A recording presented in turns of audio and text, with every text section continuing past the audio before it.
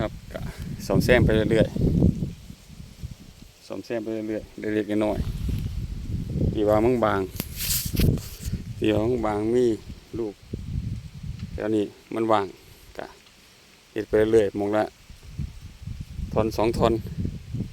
ลงไปเรื่อยเป็นเกิดก็น่าจะหนาขึ้นอยู่เฮ็ดไปให้มันเสมอครับดีกว่าปล่อยให้หญ้าขึ้นแถวนี้ซ่อมไปเรื่อยครับผมโอเคครับ